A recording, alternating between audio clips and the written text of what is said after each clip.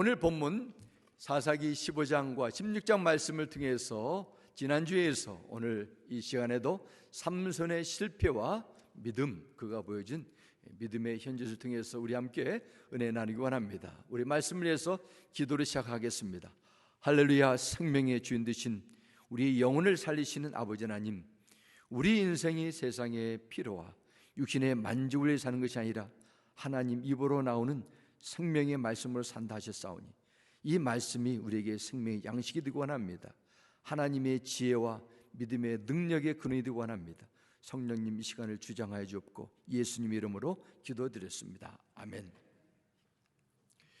미국의 인본주의 심리학자로 알려졌던 매슬로우라는 그런 유명한 학자가 있습니다. 이 사람이 알려지게 된 가장 큰 동기는 인간의 마음속에 담겨있는 욕망, desire, 욕구에 관해서 처음으로 학술적으로 연구를 시도하고 이론을 제기한 사람입니다. 이 매슬로우라는 학자는 인간의 욕망을 피라미드형으로 삼각형을 그려가지고 5단계로 구분해서 설명했습니다. 가장 밑에 있는 1단계는 의식주, 수면에 관한 욕구로 이것을 생리적인 욕구라 이렇게 설명했습니다. 이 욕구가 다 채워지면 두 번째로 위협이나 위험으로부터 자신을 생명을 보호하고자 하는 안전을 기대하는 그 욕구입니다. 그 욕구가 또 채워지면 3단계로 올라가는데 이것은 바로 어떤 조직이나 집단에 속해서 서로 사랑을 주고받으면서 내가 누구인가를 확인하려는 소속감, 사랑을 받고자 하는 욕구가 됩니다. 2단계가 채워지면 또 좀 더 올라가서 4단계로 올라가는데 타인으로부터 인정과 존경을 받고 명예를 추구하는 존중의 욕구라고 이 매슬로우는 설명합니다. 이 4단계가 다 채워지고 내가 누구로부터 존중과 인정을 받는 욕구가 채워지면 더 나가서 마지막 피라미드 꼭대기 단계는 내가 원하는 삶을 찾아서 나의 재능과 잠재력, 능력을 세상 사람들에게 다 발휘해서 싶은 욕구가 채워질 때 사람들은 행복감을 느낀다 합니다. 자아가 실현되는 그 욕구, 이 5가지 이론을 통해서 사람의 다양한 욕망을 설명했습니다. 이런 욕망의 다른 단계들이 있지만 그것이 다 나쁜 것이라 이렇게 말할 수 없습니다. 사업가도 돈을 많이 벌어가지고 다른 사람들을 위해서 봉사하고 돕겠다고 또 기부도 어마어마한 액수로 하게 되면 서로 좋은 거 아닙니까? 그런 욕구가 있어야 자기의 지갑을 털고 수표를 쓰게 되는 것입니다.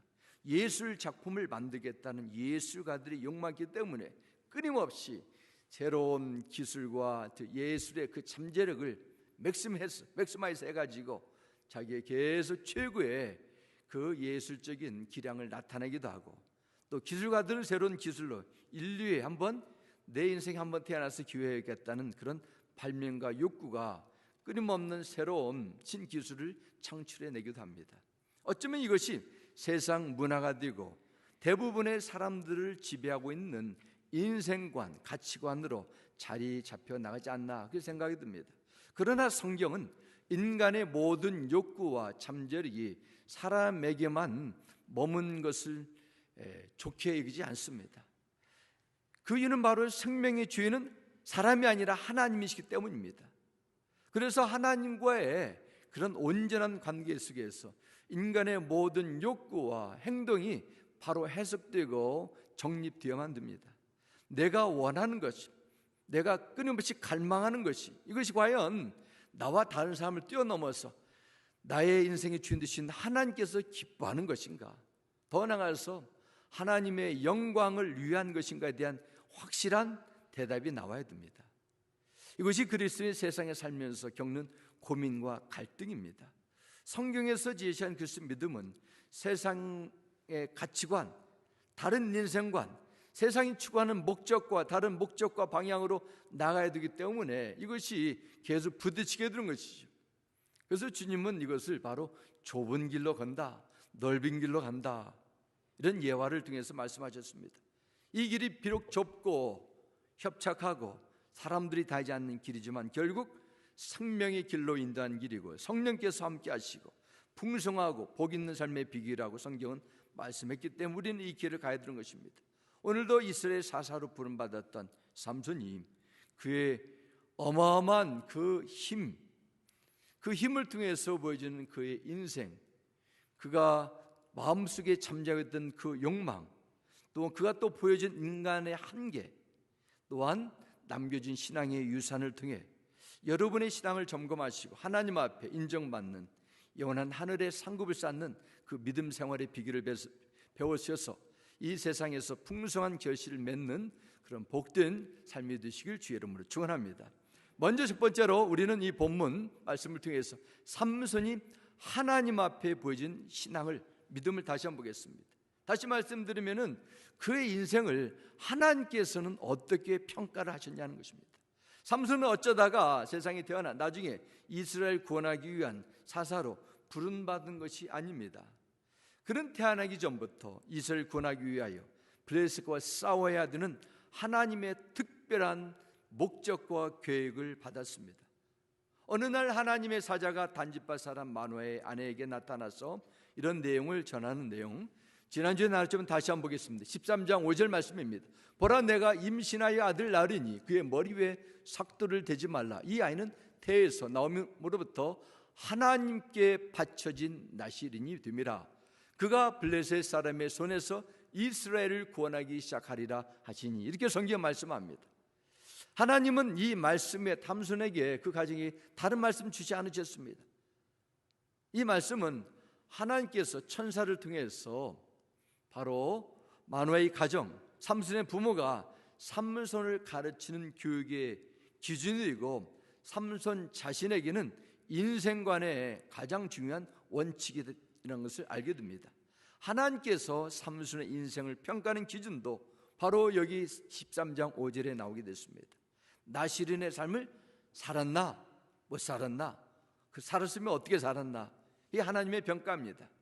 나실인이라는 하나님께서 정하신 기준을 볼 때 성경은 삼손의 신앙을 어떻게 보여주고 있습니까? 오늘 본문 15장부터 계속 보기 원합니다.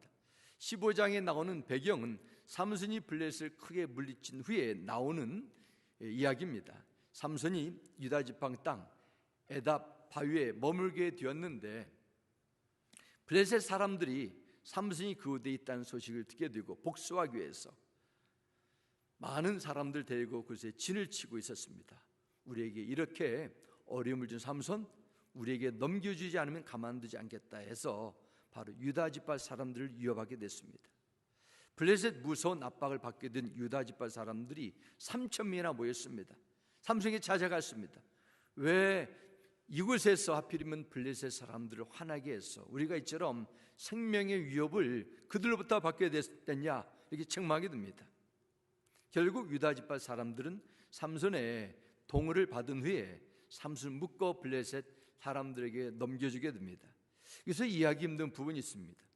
이스라엘 민족은 지난 40년 동안 블레셋의 그런 무자비한 고통과 압박을 받아왔습니다. 삼손은 하나님께서 보내신 사사로 이스라엘을 구원하는 일을 맡았습니다. 그런데 같은 동족, 그것도 유다 지파 3,000명이 삼손에게 찾아와가지고 그를 묶어가지고 이제는 블레셋 사람들에게 넘기게 됩니다. 그 이유가 무엇일까요? 삼손은 유다 지파와는 다른 단지파 사람입니다. 그러면 지파가 서로 달라가지고 지방색이 달라서 고향이 달라가지고 질투해가지고 넘기는 것입니까? 그렇지는 않습니다. 유다 사람들은 삼손, 하나님께서는 우리에게 삼손을 보내준 것 같은데 우리는 그를 신뢰할 수 없다는 것입니다. 하나님으로부터 그러한 엄청난 능력을 받았으면 아직도 고통에 시달리는 우리 동족의 구원을 위해서 열심히 싸워야 될 텐데 싸우지는 않고 지금 그의 관심은 다른 데 있어요. 자신의 욕심 많은 채우는 그 정도의 인생으로 보이지 않는 것입니다. 삼손은 사사로 부름을 받았지만 동족의 고통에서 빨리 구원하겠다는 관심도 의지도 없다. 그럴 바에 그냥 잡아서 넘기는 게 낫겠다. 우리에게 유익이 되지 않나, 그렇게 판단한 것입니다. 자신의 이기심만 욕심만 위해 사는 삼손, 오히려 벌집을 쑤셔 넣는 그런 더 큰 위험에 빠진 것보다는 오히려 넘겨서 우리가 평안한 그런 삶을 평범하게 사는 것이 낫다, 이런 판단하게 된 것 같습니다. 유다 사람들이 밧줄에 묶인 삼손을 데리고 레이에 이르자 블레셋 사람들은 너무너무 좋아가지고 삼손에게 다가옵니다. 자신의 제사를 망치고 동족을 죽였던 삼손을 잡았다 기뻐하며 승리의 그 함성을 외치게 됐었습니다. 자신들의 눈의 가시처럼 여겼던, 원수의 원수처럼 여겼던 삼손이 그것도 밧줄에 묶여서 나타났으니 얼마나 좋아하겠습니까? 그런데 블레셋 사람들에게 걸려온 이 삼손은 자신에게 기쁨을 주는 것이 아니라 살아있는 폭탄과 같은 것이었습니다. 그 다음부터 삼손의 공격이 14절부터 시작합니다. 16장 14절 이렇게 시작합니다. 15장 14절입니다. 삼손이 레이의 이름에 블레셋 사람들이 그에게로 마주 나가며 소리 지를 때 여호와의 영이 삼손에게 갑자기 임하심에 그의 팔 위에 밧줄이 불탄 삼과 같이 그의 결박되었던 손에서 떨어진지라. 삼손이 나귀의 새 특별을 보고 손을 내밀어 집어들고 그것으로 1000명을 죽이고 이렇게 시작합니다.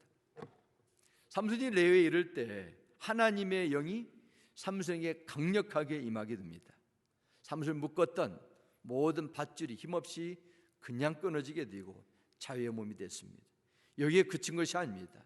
그리고 삼손은 나귀의 새 턱뼈를 보고 손을 내밀어 집어들고 그것을 1000명을 죽였다 기록하고 있습니다. 나귀의 새 턱뼈예요. 새는 fresh입니다. fresh jawbone 이렇게 말했습니다. 새 번역에는 싱싱한 당나귀 턱뼈로 이렇게 얘기했습니다. 죽은 지 얼마 되지 않는 그 나귀의 뼈라는 것이지요.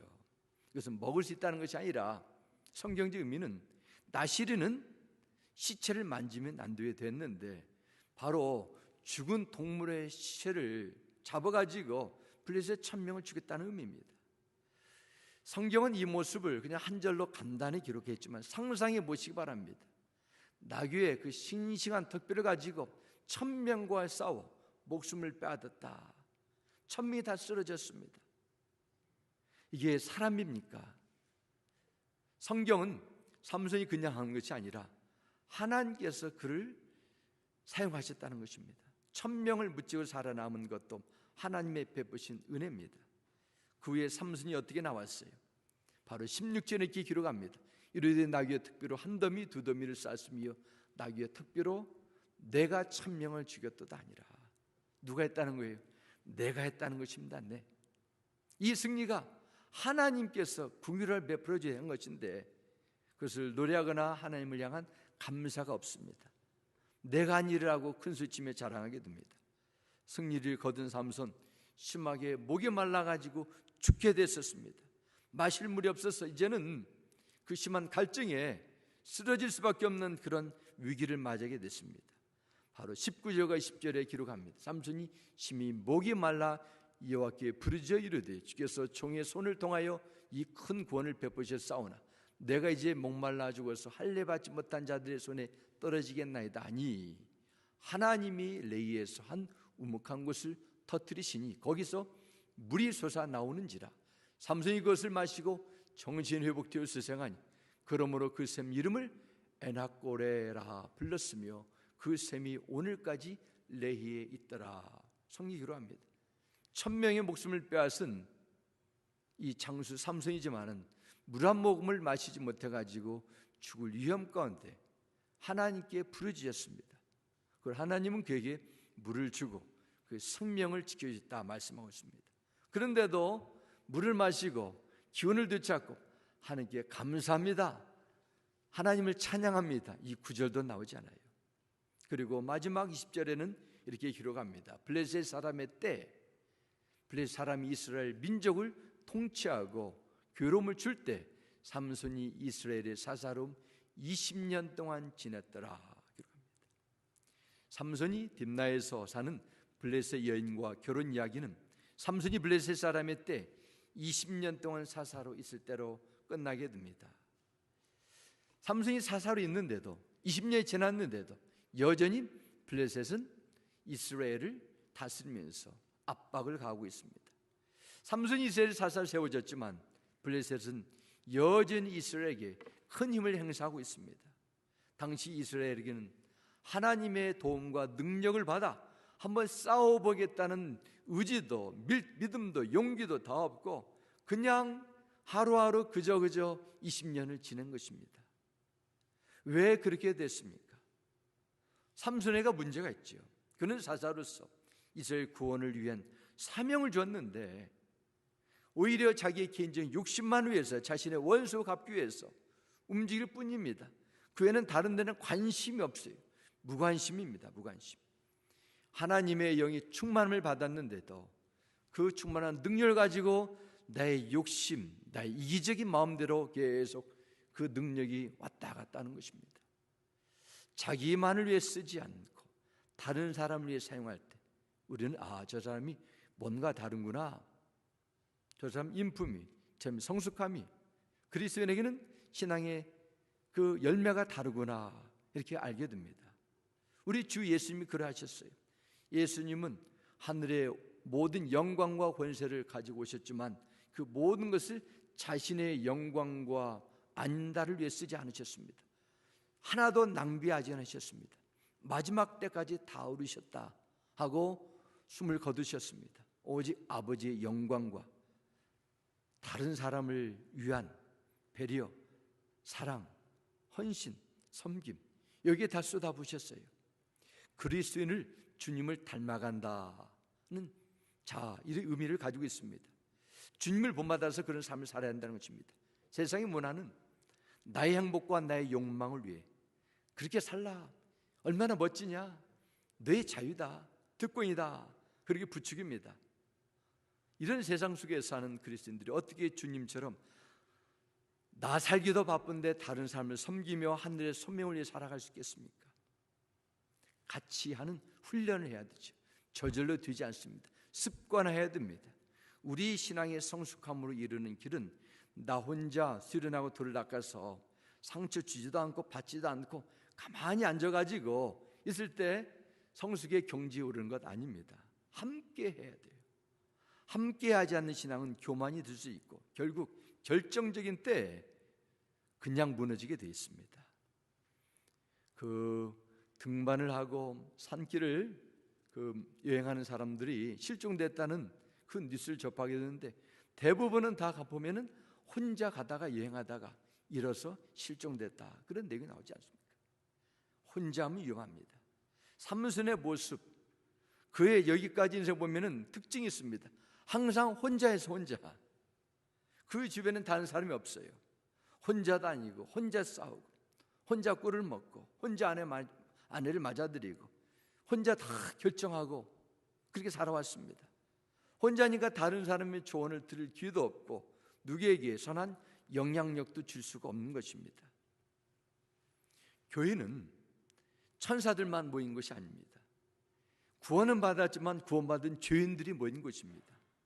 그래서 처음에는 아주 착하고 좋은 점이 있는데 시간이 지나면서 그 사람 그럴 줄 몰랐네 그런 말이 나오는 것이죠. 그러나 이것을 통해서 우리는 서로 함께하는 영성을 배우게 됩니다. 함께 일을 협력해 나가고 다른 사람의 단점을 내가 품어주고 내가 인내하며 참아주며 용서하는 그런 영성을 조금씩 교회 생활을 통해서 배우게 되는 것입니다. 그냥 용서를 배웠다 해가지고 내 안에 용서가 나타나는 것 절대로 아닙니다. 훈련해야 돼요. 그래서 에베소 2장 19절 말씀은 그러므로 이제부터 너희는 외인도 아니요 나그네도 아니요 오직 성도들과 동일한 시민이요 하나님의 권속이라 하셨습니다. 사도 바울은 교회로 부름받은 우리들이 하나님 나라의 시민일 뿐만 아니라 또한 하나님의 권속이라는 의미가 God's household, 하나님 나라의 큰 대가족이라는 뜻입니다. 그럼 대가족의 특징이 있습니다. 나 혼자 조용히 살 수 없는 것입니다. 이 방 저 방에서 계속 싸우는 소리만 납니다. 서로 미워지기도 하고 틀어지기도 합니다. 인간적인 모습이 다 보이기 때문입니다. 그런데도 밖에 나갈 수가 없어요. 다시 또 만나서 서로 부딪히고 양보하고 용서하며 포용하며 원만한 관계를 계속 만들어나가는 훈련을 그 하나님의 권속, 하나님 나라의 대가족 안에서 훈련하는 것이 바로 교회 생활이에요. 그래서 에베소서 21장 22절은 기록합니다. 그 안에서 주님 안에서 건물마다 서로 연결하여 주 안에서 성전이 되어가고 너희도 성령 안에서 하나님이 거하실 처소가 되기 위하여 그리스도 예수 안에서 어떻게 해요? 함께 지어져 가느니라. 지어져 가는 건 중요하지만 함께라는 말 빼면 안 됩니다. 같이 지어져 갑니다. 교회 생활을 건물로 표현했습니다. 현재 진행형입니다. 지어져 가고 있어요. 완성자가 아닙니다. 계속 지금 언더 컨스트럭션, 공사 중이라 불편을 해서 죄송합니다. 이 교회에 계속 사인이 붙어 있습니다. 이것이 바로 믿음의 공동체의 모습이라 성경이 기록합니다. 함께 지어져 가는 과정을 통해서 하나님께서 여러분을 천국으로 부름받을 때까지 주 예수의 잃어버렸던 형상이 회복되고 하나님 앞에 또한 모든 이웃 사람들에게 어둠을 밝히고 선한 영향과 믿음의 유산을 남기는 것이 바로 교회 생활인 줄 믿습니다. 그래서 사랑하는 성도 여러분, 힘들고 부담스럽다 할지라도 함께 하시기 바랍니다. 모이는 데 힘쓰시고 마지막 때 모이기를 피하는 자들의 습관과 같이 하지 마시고 같이 기도하시고 함께 격려하시고 주님의 나라를 세워나갈 때 하나님께서 기뻐하는 아름다운 신앙의 열매가 때가 되면 맺기를 줄 믿습니다. 두 번째, 우리는 삼손의 신앙을 통해 배우는 것은 끝까지 베푸시는 하나님의 은혜입니다. 16장 4절과 5절 다시 보겠습니다. 이후에 삼손이 소의 골짜기 들릴라라 이름하는 여인을 사랑하며 블레셋 사람의 방백들이 그 여인에게로 올라가서 그에게 이르되 삼손을 꾀하여 무엇으로 말미암아 그 큰 힘이 생기는지 그리고 우리가 어떻게 하면 능히 그를 열박하여 굴복하게 할 수 있는지 알아보라. 그리하면 우리가 각각 은 1,100개씩을 내게 주리라 하니. 성경이 기록합니다. 이 소의 골짜기는 삼손의 고향 그 소라 옆에 있는 자그마한 마을이었습니다. 삼손은 자기 고향 옆 동네에 들릴라라는 여인과 사랑에 빠지게 됐습니다. 이 들릴라라는 여인이 블레셋 여인인지 아니면은 같은 고향 여인인지는 확실치 않습니다. 분명한 것은 이 들릴라라는 여인이 삼손의 마음을 완전히 붙잡을 정도로 미인이었다는 사실이고, 들릴라라는 여인이 또 돈에 대한 욕심이 엄청나게 많은 여인이라는 것을 알게 됩니다. 블레셋 사람들이 이 들릴라의 약점을 알게 됐습니다. 그리고 들릴라에게 딜을 하게 되지요. 그 딜은 우리가 은 1,100개를 줄 테니까 삼손이 가지고 있는 이 폭발적인 힘의 근원을 우리에게 알려달라 말합니다. 은 1,000개, 요즘에도 은값이 올랐다는데 요즘 달러로 환산하면 약 30만 달러 정도 되니까 적은 돈이 아닙니다. 3억 원, 3억 5천 원, 5천 원, 많은 돈이지요. 집 한 채 값입니다. 삼손과 들릴라 사이에 일어난 사건, 딥나에서 일어나는 삼손의 아내와 비슷합니다. 딥나의 아내는 삼손이 낸 수수께끼를 답을 알기 위해서 삼손을 괴롭혔는데, 이제는 들릴라는 수수께끼가 아니라 삼손의 힘의 근원을 계속 파악하고자 애쓴 것입니다. 괴롭혔습니다. 그리고 6절에 기록합니다. 그리하여 들릴라가 삼손에게 물었다. 당신의 그 엄청난 힘은 어디서 나오지요? 어떻게 하면 당신을 묶어서 맥이 빠지게 할 수 있을지 저한테만은 알려줘도 되지 않아요. 우리끼리만 알고자 하는 비밀로 하겠다는 것입니다. 삼손은 들릴라의 그 집요한 괴롭힘에 3번이나 거짓말했지만은 결국에는 이 사실을 토로하게 됩니다. 그 내용이 17절에 이렇게 나옵니다. 삼손이 진심을 드러내어 그에게 이르되 내 머리 위에는 삭도를 대지 아니하였나니 이는 내가 모태에서부터 하나님의 나시린이 되었음이라. 만일 내 머리가 밀리면 내 힘이 내게서 떠나고 나는 약해져서 다른 사람과 같으리라 하니라 기록합니다. 삼손은 들릴라에게 자신의 힘의 근원이 어디서 나오는지를 솔직하게 말해줍니다.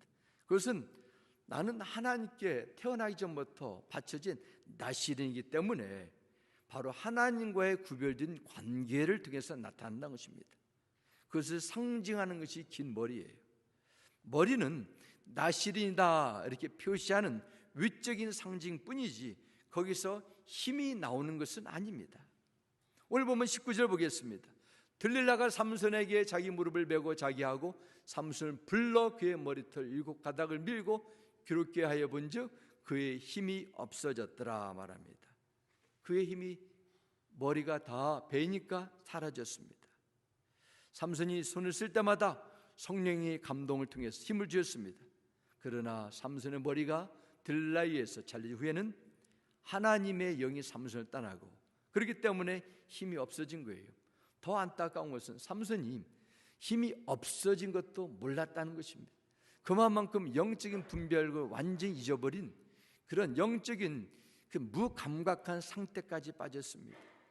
그리스도인이 기도해야 될 때, 하나님 앞에 나와야 될 때, 부르짖을 때 알지 못하고 가만히 있으면 더 심각한 것이지요. 바로 삼손이 그런 때가 됐습니다. 힘이 다 빠진 삼손을 포로로 잡은 블레셋 사람들은 삼손의 두 눈을 뽑게 되고 가사로 끌고 와가지고 옥중에서 맷돌을 갈게 하는 비참한 포로로 전락하게 됩니다. 여기 삼손의 이야기에서 가장 중요한 단어가 있습니다. 그것은 바로 나실인입니다. 나실인. 태어나기 전부터 하나님의 소명을 받고 나실인을 살해할 책임입니다. 그 규별된 책임은 바로 이스라엘을 블레셋 원수로부터 구원해서 이스라엘 나라가 하나님 은혜 가운데 회복되는 것이었습니다. 그것을 위해서 삼손은 하나님부터 부름을 받았습니다. 대신에 하나님은 삼손에게 그 나실인의 일을 위해서 가장 강력한 힘을 부여받게 됐습니다. 삼손이 나실인의 세 가지 규례 중 시체를 만지지 말고 포도주를 마시지 말고 머리를 자르지 말고 세 가지 중에 두 가지를 다 어겼습니다. 그러나 마지막 세 번째까지 하나님은 참고 기다리시다가 어겼을 때 하나님께서 그를 버리셨어요. 모든 것을 다 가졌던 삼손, 두 눈이 뽑히고 맷돌을 갈고 있다는 이 비참한 신세, 무엇을 설명드릴 수 있겠습니까? 16장 전체에서 삼손이 결박당하거나 머리가 잘릴 때 반복되는 나오는 말이 있습니다. 나도 다른 사람과 같이 되었다는 것입니다. 나실인의 삶을 살지 못하고 세상 사람과 똑같이 그냥 그렇게 됐다는 뜻입니다.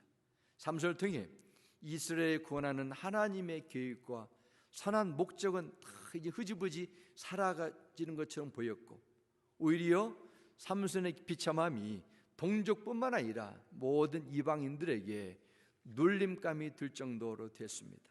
그런데 여기서 끝나면 삼손의 인생이 비극이지요.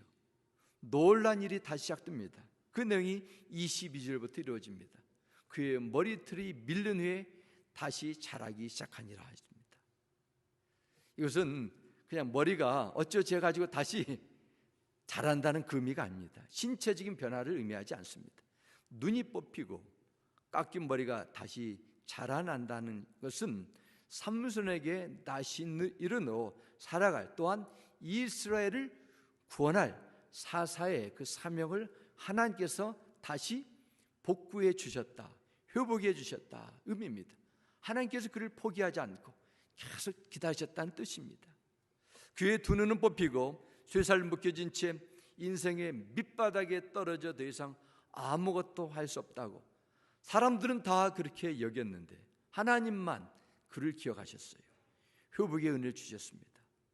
그 옛날 삼손을 움직였던 하나님의 영이 그의 영을 움직이고 새 힘을 부어주셨습니다. 내가 아무것도 할 수 없다는 가장 절망적인 상황 때 그는 하나님을 기억하며 회개하며 성령의 주시는 능력을 간절히 구하는 기도가 28절에 이렇게 나오게 됩니다. 삼손이 여호와께 부르짖어 이르되 주 여호와여 구하옵나니 나를 생각하옵소서. 하나님이여 구하옵나니 이번만 나를 강하게 하사 나의 두 눈을 뺀 블레셋 사람에게 원수를 단번에 갚게 하옵소서 하고 기록합니다. 삼손 그의 생애 가운데 딱 두 번 하나님께 결사적 기도했어요. 오늘 본문입니다. 18장 20절에 목이 말라가지고 쓰러지기 전에, 그리고 16장 28절에 이제 마지막 죽기 전에 하나님을 찾습니다. 그것은 너무 억울해서 원수를 갚겠다는 한탄이 아닙니다. 물론 그런 마음도 있지만 그런 의미가 아니라 내가 받은 태어나기 전부터 내주신 다시 소명 한 번만이라도 내가 감당하도록 기회를 주옵소서, 그런 간구입니다. 원래 하나님께 드려진 재물은 흠이 없어야 되는데 그에게는 이제 모든 흠이 다 나타났습니다. 두 눈이 뽑히고 양발에는 무서운 쇠고리로 묶여져 있습니다. 하나님의 영을 받았어요. 그리고 삼손은 블레셋 군중들이 모인 다곤 신전을 무너뜨릴 때 그것에 모인 3,000명이 죽음을 당하게 됐다. 성경 기록합니다.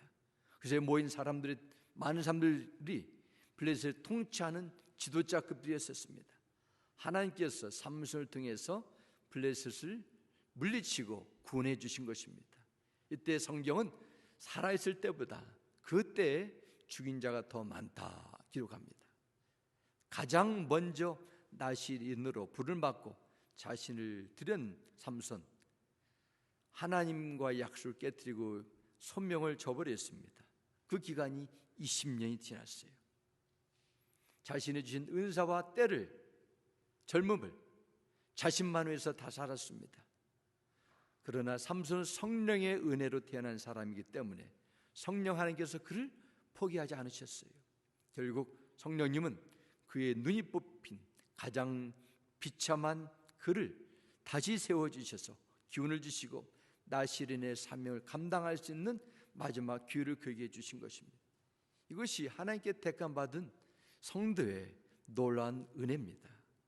사사기의 삼손의 실패, 회복하는 과정, 설명하는 목적이 여기 있습니다. 인간은 스스로 회복할 수 없어요. 그러나 하나님 안에서는, 그리스도 안에 있는 자는 놀라운 일들이 일어난다는 것입니다. 새로운 피조물의 역사가 반드시 나타나는 것을 삼손의 탄생과 마지막까지 통해서 보여준 것입니다. 참된 회복은 무엇입니까? 두 눈이 뽑힌 자이기를 보고 내가 왜 옛날에 그때 왜 그랬을까 후회하며 가슴을 치는 것, 이것이 아닙니다. 하나님의 은혜를 찾고 하나님 앞에 나오는 것입니다. 이것이 바로 회복의 비결이에요. 왜냐? 회복은 하나님만이 줄 수 있기 때문입니다. 하나님의 은혜가 나타나도 그분을 생각할 때 회복은 시작됩니다.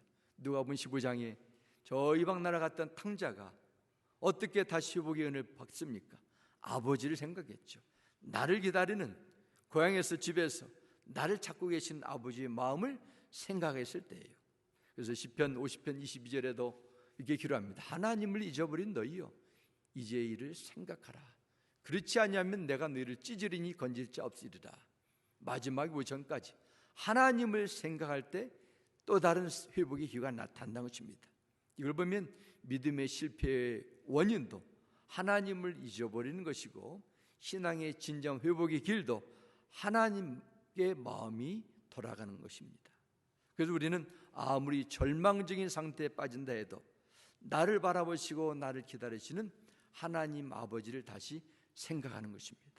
이것이 여러분의 인생의 터닝 포인트가 되고 여러분의 영혼이 회복되는 성경적인 비결인 줄 믿습니다. 이것이 하나님께서 오늘 삼손을 통해서 주시는 귀한 소망의 메시지예요. 날개가 부러져서 다 추락하는 그 새처럼 인생에 처지하는 실패자 삼손을 다시 회복시켜 주신 그 성령님, 오늘도 믿는 성도들을 통해서 기울어가는 교회를 통해서도 놀라운 새로운 일을 행하심을 믿으시기 바랍니다. 그래서 마태복음 12장 20절에 주님은 말씀하셨어요.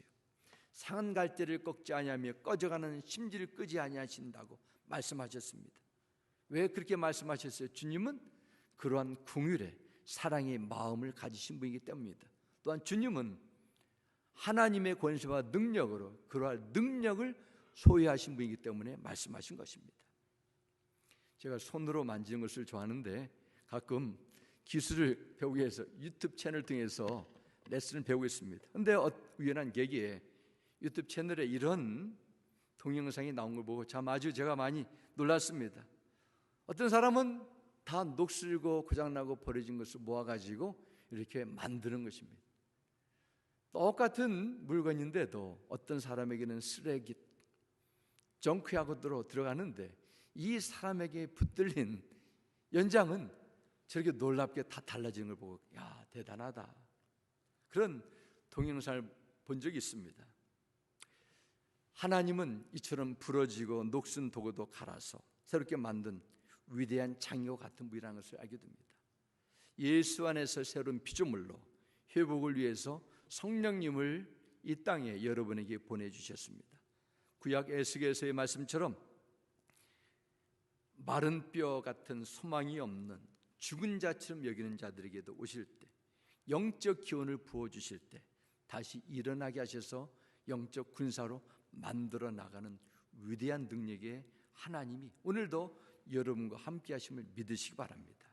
그래서 어떤 낭패와 좌절을 겪는다 해도 여러분과 함께 하시는 성령님을 의지하시기 바랍니다. 세상의 주변에 일어난 일들을 부러움의 눈으로 바라보는 대신에 주님을 더 바라보시기 바랍니다. 잠잠히 하나님의 하신 뜻과 복된 섭리를 바라보며 의지할 때 우리는 하나님께서 여러분을 통해서 다시 새로운 길을 주시고 더 놀라운 일들을 행하심을 믿으시기 바랍니다. 과거의 실패에 집착하는 대신에 미래의 영광을 바라보며 주어진 일에 충성되게 감당할 때 하나님은 지금도 여러분을 통해서도 그 위대한 일을 행하실 줄 믿습니다. 이러한 믿음의 삶이 여러분의 새로운 미래를 창출하고 하나님의 구원의 뜻을 이루는 복된 삶이 될 줄 믿습니다. 우리 함께 기도하겠습니다. 아버지 하나님, 주님의 이름을 찬양하고 감사합니다. 삼손 하나님의 이 엄청난 복과 사랑과 은혜를 받았습니다. 그에는 이스라엘의 영혼을 구원하기 위한 소명을 받았습니다. 그러나 무너졌습니다. 자신의 처절한 욕심 가운데 세상의 문화 속에 빠졌습니다. 하나님은 그를 포기하지 않으시고 그에 다시 기회를 주시고 성령으로 새로운 마음을 창조하셨습니다. 구원의 일을 이루셨습니다. 하나님은 실수가 없으십니다. 오늘도 우리 인생 속에서 눈에 보이지 않는 어떤 변화도 나타나지 않는 황량한 광야 속에서도 하나님은 분명히 새로운 일을 하십니다. 길을 내시고 사막에 강을 내신 하나님, 우리 인생 속에서 주인 되어 주셔서 우리를 날로 새롭게 해주시고 세상을 이기고 소명 감당할 수 있도록 늘 새 힘 부어 주시옵소서. 예수님의 이름으로 기도드렸습니다. 아멘.